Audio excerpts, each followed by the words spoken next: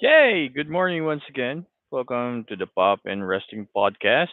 We're live, alive, and back in living color. My name is Coach 23. Welcome back. For those who have, seen my podcast slash vlog, if you call it this, for the past week. Thank you for those viewers. For those who hasn't seen this, you can rewatch this and you know just enjoy. So yeah, again, it's a rainy Tuesday here in our place. Currently raining now. Kind of hard, raining hard, but it's okay. It's bad weather. So what can we say, right? So I think this is the first time I'm wearing white, a different color shirt. I've been wearing black since last week, I believe. Most of my shirts are black. Most of my shirts are not for adults. Most are wrestling shirts, and I only have like a few adult shirts in my disposal, but yeah, I don't really care. Although my wife, you know, she always tells me I always spend money on comic books, toys, but not on my shirts and whatnot. So sorry, it's me. But yeah, welcome back Tuesday. So it's Monday Night Raw in the States. This is the second episode of Monday Night Raw that they went back to 2 hours for the USA Network. Um,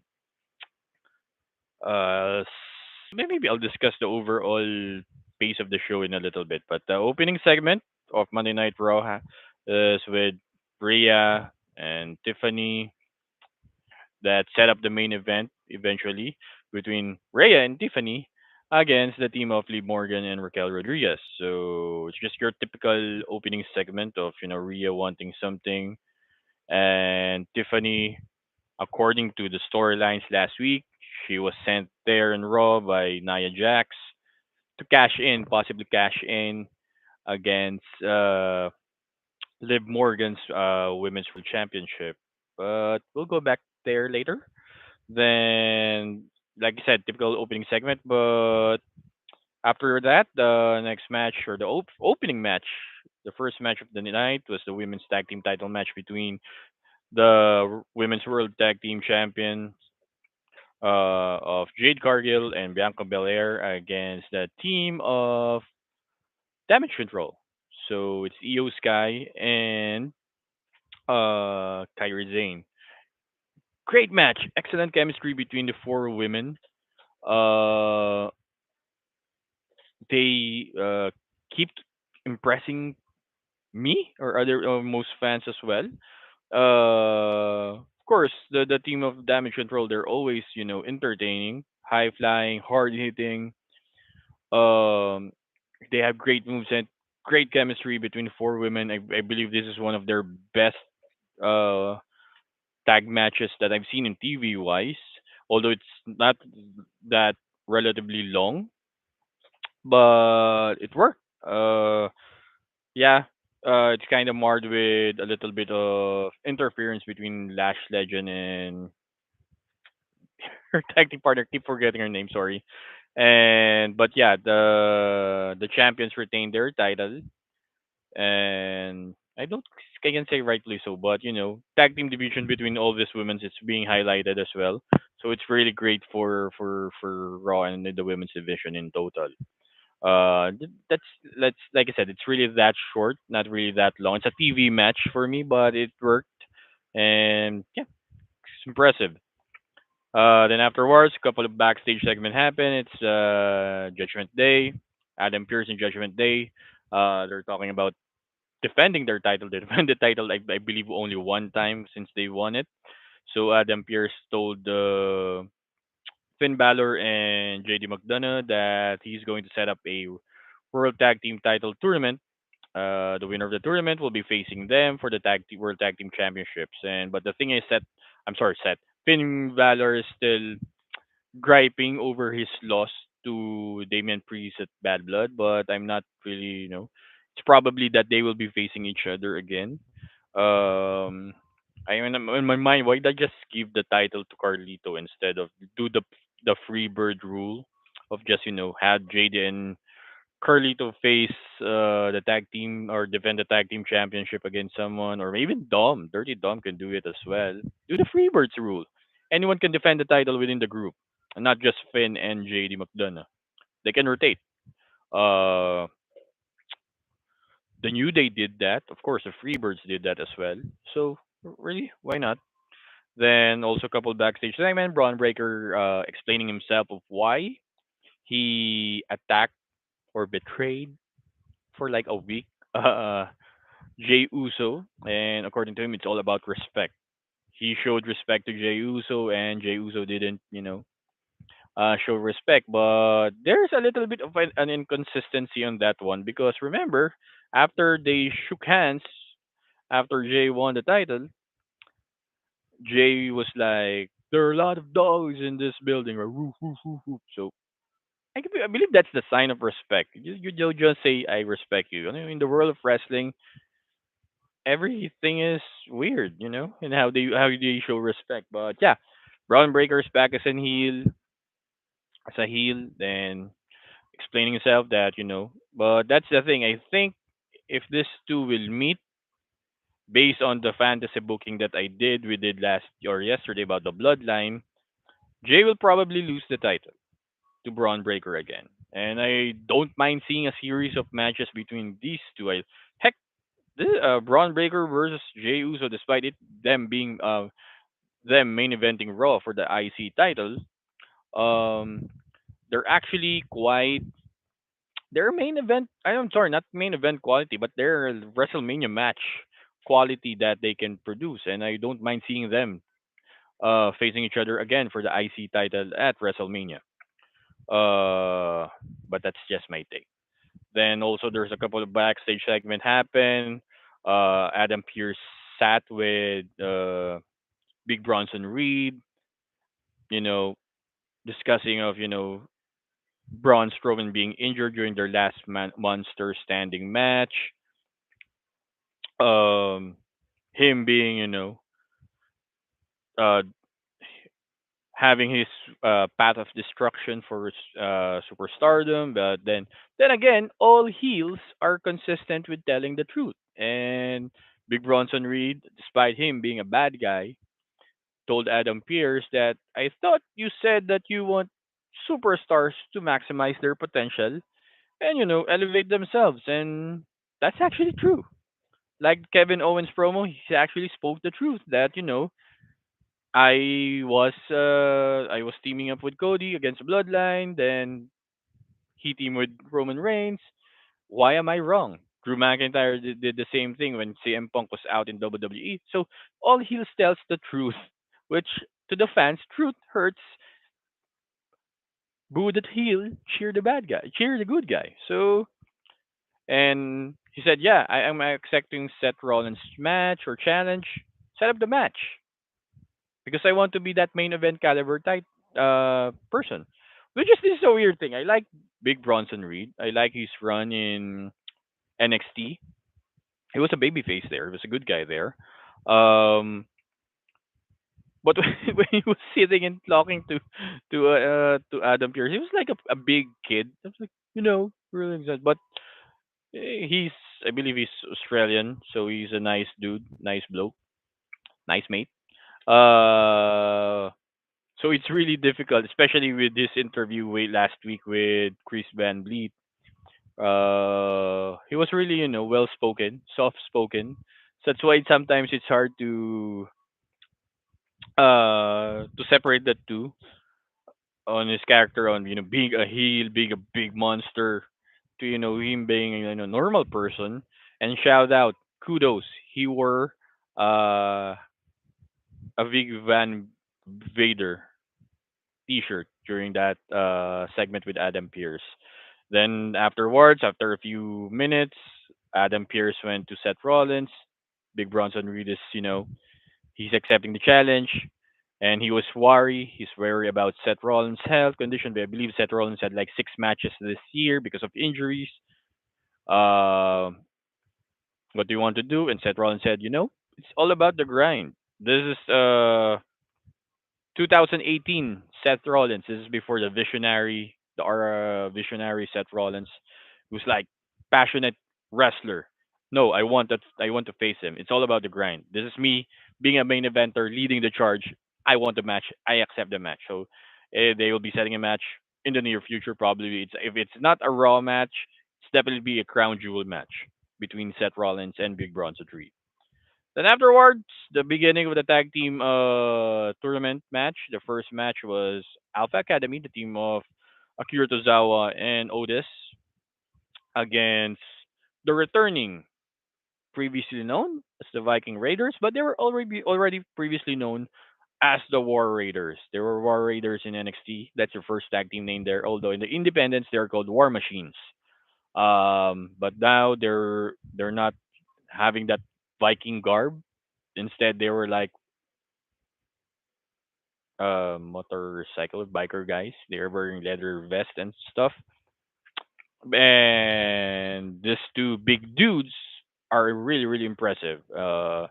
Eric, is it Eric or Ivor? Yeah, one returned from injury. I believe Eric returned from injury. Ivor as well, as I believe was injured a few months ago, but now they're back, and rightfully so that their first match back, and including them being included in the World Tag Team Tournament picture, they won the match. So they said it. They're trying to promote the tag team division of of Monday Night Raw, because in my mind, in my opinion, this is a Paul Levesque booking. Paul Levesque is stacking the women's division for Raw, highlighting them along with the main event, the upper mid card picture. But when you go to SmackDown, Paul Levesque is highlighting the main event picture, upper mid card, and the tag team division there, especially with the upcoming debut of Motor City Machine Guns this coming Friday. So, but this World Tag Team Tournament uh, thing, I think it works as well, and we'll see what happens. We'll see who Judgment Day defends their title against. Uh, After the tag team match, it's a promo segment in the ring between the guest of Monday Night Raw, current WWE champion uh, Cody Rhodes, the American Nightmare Cody Rhodes, thanking St. Louis, Missouri for because that was the place where we want Cody happen before WrestleMania, after Royal Rumble and before WrestleMania, in between the Royal Rumble and WrestleMania, and then of course setting up their upcoming Crown Jewel Championship match. Crown Jewel, watch only on Disney Plus, November 2nd, November 3rd here in Manila, 2 p.m. I believe, 2 a.m. here in Manila. Um, so they had this promo battle. Gunther, for some weird reason, being the heel, the typical heel. I'm not saying anything negative towards you. Not gonna take shot at you personally. I'll just say this, say that. Although, yeah, you carry the company in the back, but of course, he's taking pot shots, setting up their match at Crown Jewel. So it's a typical promo battle between the two. The only shot I believe that uh, Gunther took against Cody was like, your friends are, leaving you because you have this certain attitude or personality. So let's see what happens during the next 2 or 3 weeks before Crown Jewel. No physicality happened. They shook hands. All good. Afterwards, the next match was the match between Braun Breaker versus Kofi Kingston. Excellent or good? Not really excellent. It's a good uh, TV match as well. TV wrestling match.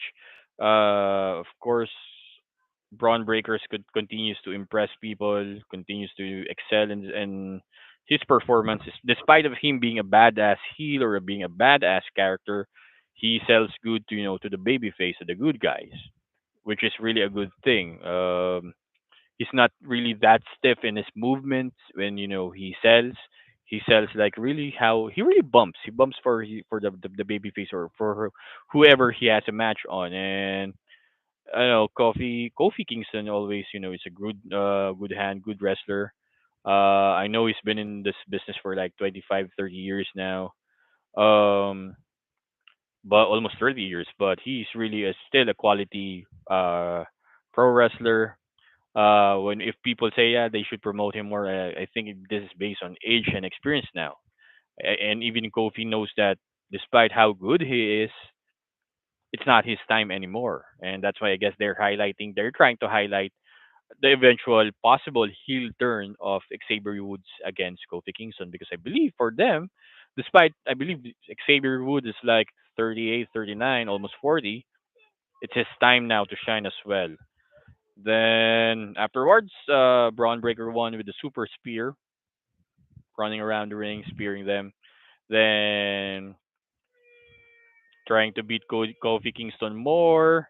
And then afterwards, Xavier Woods tries to intervene. Braun Breaker attacked Xavier Woods. And then Jey Uso came out. Super kick, spear, and super kick against Braun Breaker. Like I said, setting a possible rematch for the IC title. And then afterwards, Rhea Ripley, Damian Priest segment. Damian Priest saying, I might be over with the Judgment Day, but as long as Rhea has beef or issue with the Judgment Day, then I still have beef and issue with the Judgment Day. Although he's like planning, you know what? Maybe that I should be, champion again. Which championship I don't know. Could get like a possible tag team partner for them to set up a match against Judgment Day, against JD and Finn, and them, or could go for IC title, world title after Gunther's match with Cody. Who knows, right? Possibilities are endless for Damian Priest. Then afterward, awesome truth match. It's not really the match. Then Kyron Cross and Final Testament showed up. Then Miz attacked uh,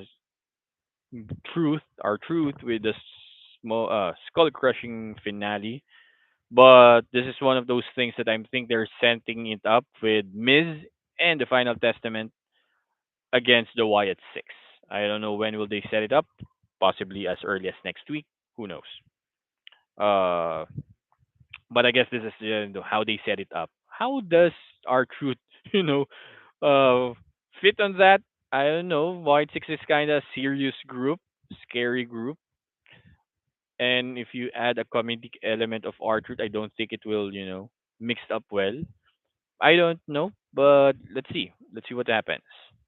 Final segment backstage happened. Was surprised Jimmy was there, looking for someone, and that someone is his twin brother Jay Uso. And Jay Uso just said, told flat out told Jimmy, I said no. Then he left. And like I said, that's a fantasy booking yesterday, probably setting up between Roman, Jimmy, and Jay with Sammy, possibly, against the Bloodline team of Solo, Jacob Fatu, Tamatonga, and Tongaloa. So, drama. And of course, the main event, as I said earlier, is setting up from the opening segment. The team of Rhea Ripley and Tiffany Stratton, Miss Money in the Bank, versus the team of Women's World Champion Liv Morgan and Raquel Rodriguez. Ended up in it's a good TV match. Great chemistry between all. Tiffany Stratton again is also one of those wrestlers who continue to impress. Uh, she's one of my favorites right now. I believe she will cash in either, yeah, definitely Naya, and setting up with future championship. I mean, again, one of my dream matches for Tiffany Stratton is against Charlotte Flair because I think they'll match up well because they're. I hope it's not a gymnast match, um, but I think it could be her hard hitting and they can do it. They can tell a great story when Charlotte eventually comes back. But yeah, Naya came out, attacked Rhea, causing disqualification, attacked Liv Morgan, hitting her with a Samoan drop and an annihilator.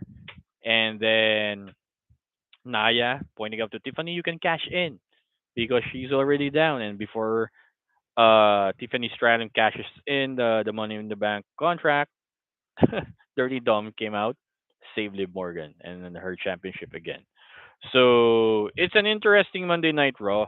This wasn't live, folks. This was actually tape or pre-tape last week. So there's that weird part of the audience being quite silent or dead because they've been sitting there for 2 hours before uh the tape episode. So they're kind of tired. It's part of being having a pre-tape because I believe after last week or during last week SmackDown was live, but afterwards most of them have to go to Europe for a UK tour. I believe they're still there until now. So that's why Monday Night Raw was pre-tape. So the pacing was actually good or actually better compared to last week when they first started the 2 hour Raw for USA. So, but I think that's the thing. That's the beauty of the element of pre-tape. You can edit it some things out. But the thing is, knowing how good the current regime of WWE is with right now with Paul Levesque, knowing that hey, we did good with the pacing for this week for 2 hours, they know that even if they were inconsistent last week, they'll be able to work it out next week for I believe they were in Philadelphia, home of WrestleMania 40. So interesting Monday Night Raw. I believe they said already set up a couple of World Tag Team tournament matches. I believe one is Authors of Pain versus the New Day. I forgot the other one. Uh, you know it. If you're seeing this, watching this, hearing this, you know it. So yeah, that's it for the Monday Night Raw review. And now we'll go back to second topic of our podcast slash vlog slash whatever. Uh, Again, this is not I hate AEW. I like AEW. I still see potential in AEW. I like Kenny Omega. I like Malachi Black. Those guys. Buddy Matthews. I love him as a pro wrestler. I like Orange Cassidy. He grew on me. I like him. I like MJF. I like those guys. They're really good, or they really have this strong potential, in becoming really a challenger brand against WWE. But the thing is with AEW is they're really inconsistent in their booking. They're really inconsistent. This is probably the theme of the day for this podcast is inconsistencies. They're inconsistent on their booking. They're inconsistent in how they promote their shows, how they promote their events. I mean, it starts with the top. Tony Khan saying things like, AEW is like the Pepsi of pro wrestling. WWE is the Harvey Weinstein of pro wrestling. It doesn't make sense for a comparison.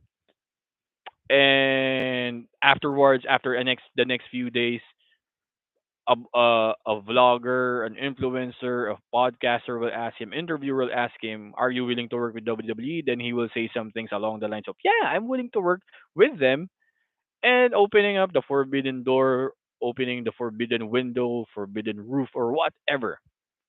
It's not consistent. If you really hate WWE, if you really want to trash talk them, be consistent about it. Eric Bishop did that. He never said, you know what, I respect people in WWE. He never said that when he was running WCW. Same with Paul Heyman. Although Paul Heyman has a relationship with WWE at the time, so he's trash talking more WCW more compared to WWE at the time way back in the 90s. But Eric Bishop was consistent, I'm going to trash talk Vince, I'm going to trash talk WWE. If I say they suck, they suck. If they say they're worse, they're worse.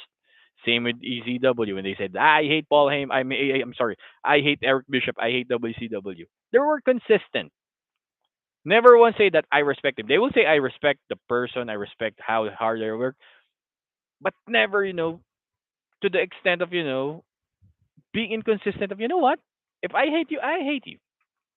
That was competition back then. Heck, if I suggest you guys, we have here in the Philippines, we don't really say Tide versus Ariel or Surf or whatever, the soaps. Uh, it's always Tide versus brand X or brand Y or brand Z. In the States, they do competition differently. I was laughing at this uh, advertisement by Coke, I believe, that a kid is looking at a vending machine of sodas, put money, buy or he bought a Pepsi, then put another money, bought another Pepsi, and uses it as a stepping platform to buy a Coke. That's competition. Apple is not afraid to compete with Samsung. Samsung is not afraid to compete with Apple. Sony is not afraid to tell, hey, this one. That's the synergy of competition in the states. WWE doesn't acknowledge AEW because they know they're not competition to them. We're winning. If we're winning, you're not competition, right? Uh, so it's really a weird thing. It's really a weird dynamic of what's happening in the competition there. So the inconsistencies of booking in uh WWE or AEW is this. They were like they started the BCC. They started the betrayal of John Moxley to Daniel Bryan or Bryan Danielson. And he said along the lines, you know what? Ain't your company anymore. We're taking over. Or we're taking it from you. People are, the internet wrestling community said, oh, Shane McMahon is going to debut as the backer of uh, BCC. But if you watch the documentary of Mr. McMahon on Netflix, I have to set up the remaining part of the next few days though. The only baby face or came out sympathetic and like a good guy in on that documentary was Shane McMahon. How inconsistent will be that if Shane McMahon comes out in AEW, whether it's a Dynamite or whatever show or pay per view, he will get cheered. And BCC, if he's aligning with BCC, BCC will get cheered as well. And BCC are the heels right now. They're the top heel group there. And like I said, it's the glaring inconsistencies. A few years back, maybe a year after ago, when MJF was still champion, I believe he has this match or upcoming match with Brian Danielson for the world title. He had Brian Danielson run the gauntlet, and also at the same time, same week even, Chris Jericho was running a gauntlet against someone, or it's Jericho was running the gauntlet. They run the same storyline, similar storyline at the same time. Another inconsistency. Another role or another rumor was Bobby Lashley was about to debut last week or last Saturday at Wrestle Dream since he signed with AEW. And I believe they were setting up, according to the internet rumors, that they were setting up for the Hurt Syndicate or whatever group the MVP group is named. They're going to attack Nana and Swerve. But they said no. And why did they say no? Because at the end of the pay per view, BCC will attack Brian Danielson and along with other people, the security, there are other wrestlers. But the thing is, on the same pay per view, 180 minutes of pay per view, they had Adam Cole returning as a babyface turn. They had Kyle Fletcher interfering on behalf of Don Callis or Callis family, attacking his supposed to be mentor and best friend, Will Ospreay, another heel turn. And what happened in the main event? Wheeler Utah attacking Brian Danielson. Another heel turn. They had turns at the same show. I mean, WWE does the same thing of turning people, but they do it like maybe next week or the after 2 weeks. It's not on the same show that let's turn this person, let's turn this person. They do a double turn, but it's in the same match, like the Bret Hart Stone Cold WrestleMania 13 match. So the inconsistencies of AEW is really glaring right now. Be consistent at what you do. You were able to do it. They were able to do it year one and year two. What happened to year three until now? They're on going to year six and they're still doing the same thing. Changes has to happen in AEW in order for them to be that challenger brand. Because you cannot really say we're the second most profitable wrestling company in history. Sure, because you have money. Sure, because you had TV deals. But TNA was even better in booking, even if it was like a Vince Russo booking way back mid late 2000s, maybe around 2008, 9, 10. TNA was actually being booked better with the main event Mafia storyline against, the TNA frontline. They were actually they were having more compelling stories compared to WWE back then. There was even like the almost interpromotional match or, you know, fight. Like I said, this is the consistency of I hate you because back then, two guys really had an issue with Shawn Michaels and Triple H. Budokin Mafia, the team of Brian James and Kip James, which is Billy Gunn, they're mocking DX. Inconsistencies, but back then they really hate each other, but now they're all good. They're best of friends again. Uh, so be consistent. This is actually the consistencies that AEW need to work on. Consistent on your promos, consistent on everything that you did, at everything that you're doing currently, setting it up. And also another news is one of their top writers, I believe, according to reports, the right hand man for Tony Khan, Jimmy Jacobs, who used to be a writer for WWE, who used to be a writer in TNA, used to be a performer and writer, I believe, also in Ring of Honor, teaming up with Seth Rollins, Tyler Black back then. He left AEW during the weekend or during last week. According to them, it's burned out. It's not personal, but it's burned out. I don't know what's the future for Jimmy Jacobs. He's one of the good. He's a good writer. Whenever that you put something on his mind. He was the writer, guys, for the Chris Jericho Kevin Owens feud during the Universal title when Kevin Owens was the Universal Champion, the Festival of Friendship back then. It was a Jimmy Jacobs, story, and it's good. It was good, right? So I believe, according to also reports, that he's the only one who doesn't see Daniel Garcia as a top guy or a main event talent. Same here. I don't see the allure of Daniel Garcia. He's doing this weird dance that Tony Khan did, which is actually even weirder. I don't see that Daniel. I'm not saying he's not a good wrestler. I mean, I was discussing to some guys on the Discuss Wrestling Inc. page said that stoic, serious Lance Storm has more charisma or had more charisma in his pinky toe than Daniel Garcia for me. And there's this one guy said that, yay, Daniel Garcia is more, charismatic than the WWE guys like AJ, Cody, Roman Reigns. Really? Daniel Garcia has more charisma than those guys? Really? No, no, no. I'm not saying he's not a good wrestler. He's a generic wrestler. He's the generic wrestler that if you have a create a wrestler for WWE 2K games, he's that. Come on, don't push it. Don't shove him to the throat. Let him be. Let promote him. No, not just consistently, but promote him organically. Let the fans cheer them. They don't even know how to have their when they promote someone. When Tony Khan promotes someone, and he already reached that pinnacle, he became a world champion, became a champion. He doesn't even know what to do afterwards. He did that with Adam Page. When Adam Page had the chase, it was a great booking. Then afterwards, doesn't know what to do. He lost to CM Punk.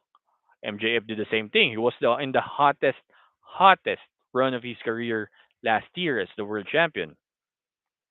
The turn happened for because of injuries and the turn of I don't have a contract and injuries happened. Adam Cole turned on MJF. MJF returned with I believe as reported a $15 million contract per year, and right now he's in a mid card feud.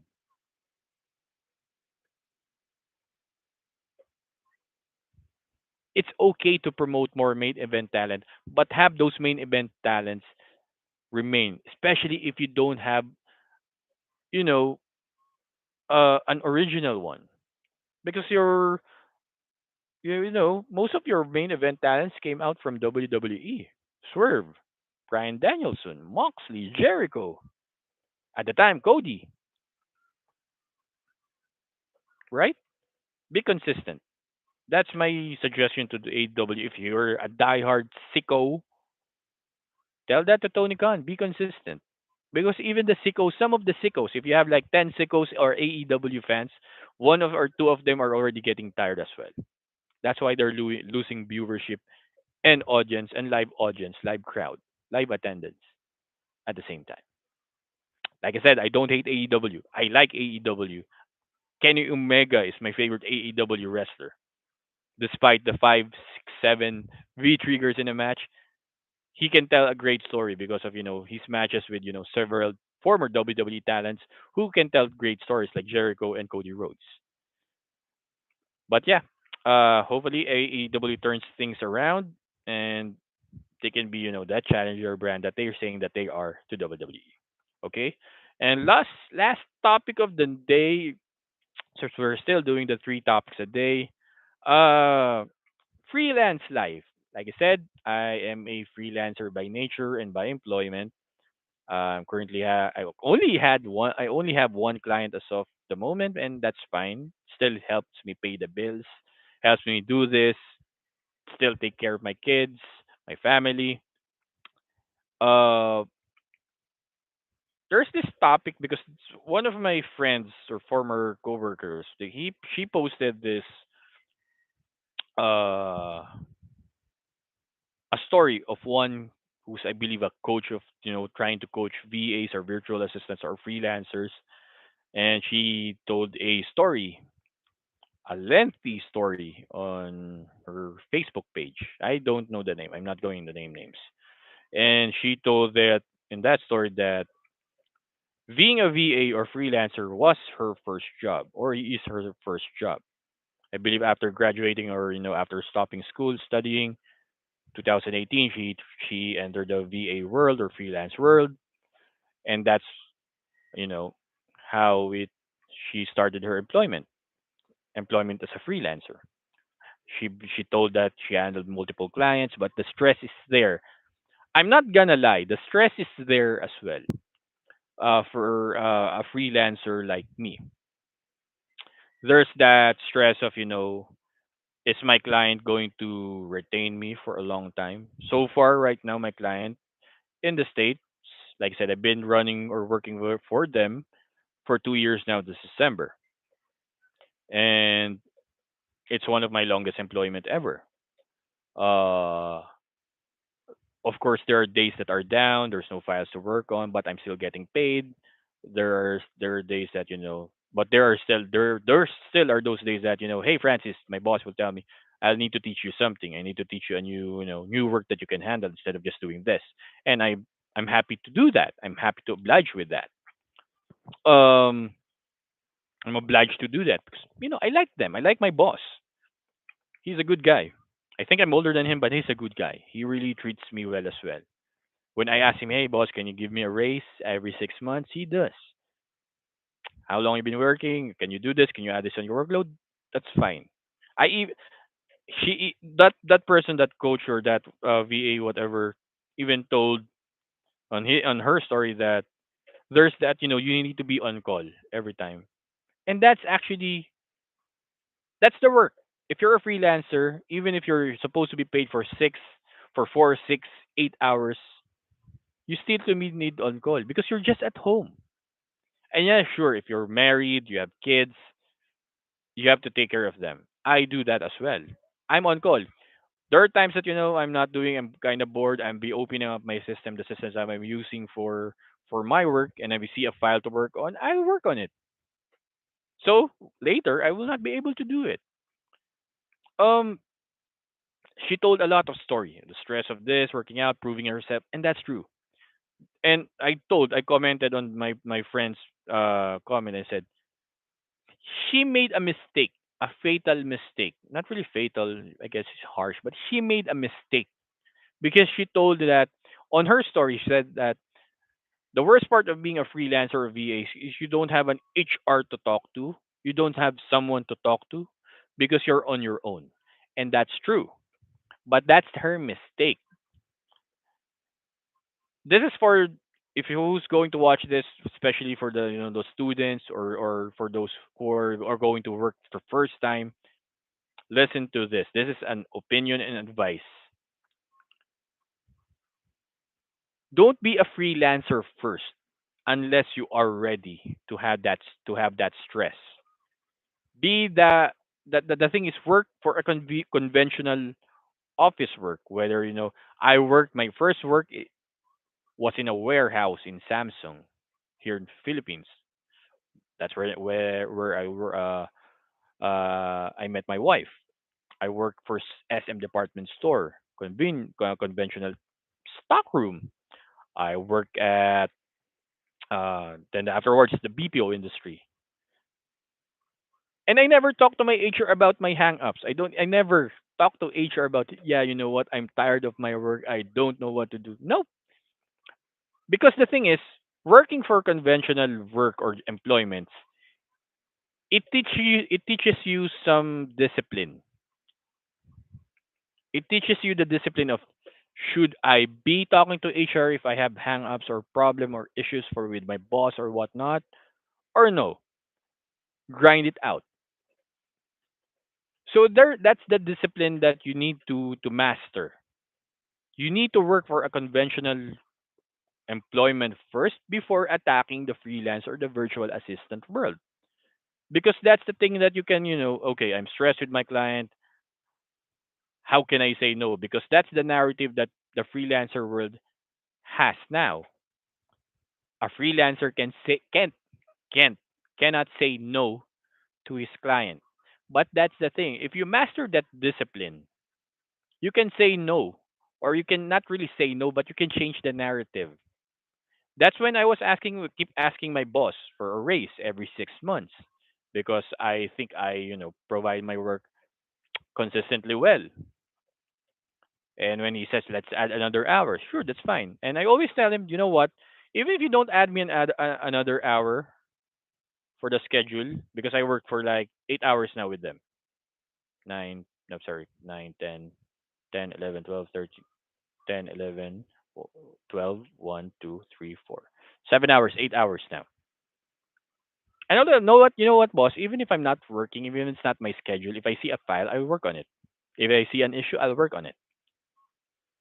And he's, grateful for me to do that. And I'm grateful for him to keep me as his employee, a freelance employee. I know I'm the less paid from his company, and that's fine. He has that, and he has that right. That's why come December, I'll be on my second year with them. I'll be asking another raise definitely because I deserve it. I know I deserve it, and I know he thinks that I deserve it. So freelancing virtual assistant, it's not easy. It's how you master your stress. It's how you work on, like I said, from the previous topic last or yesterday, mental health issue.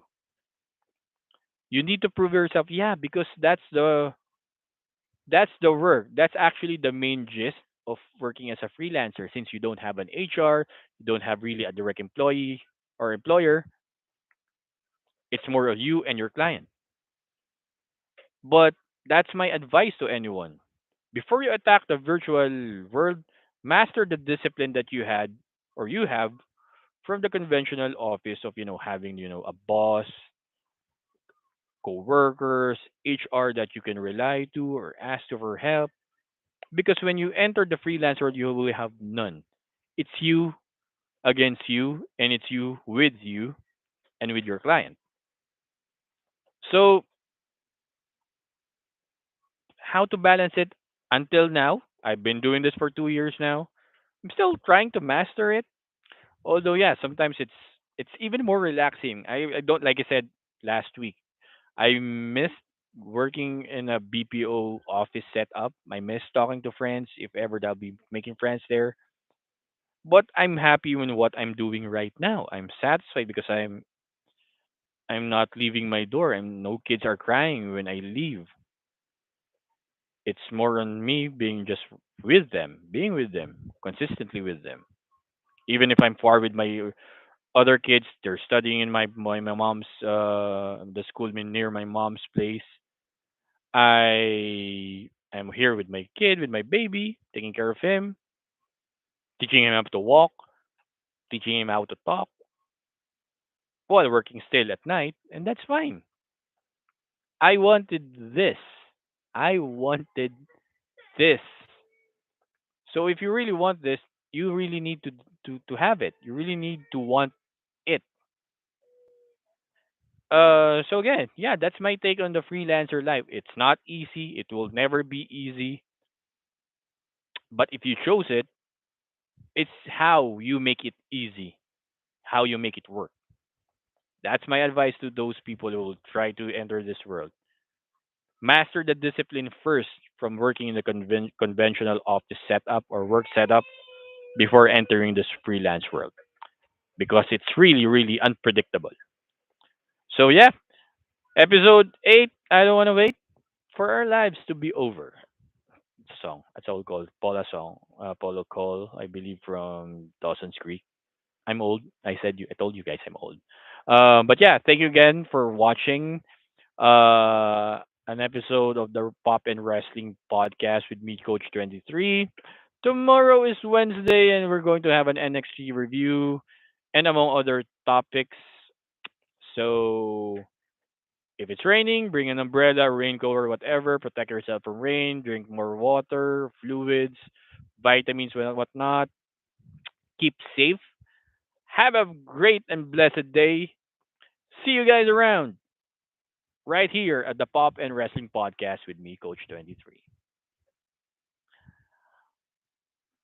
Bye.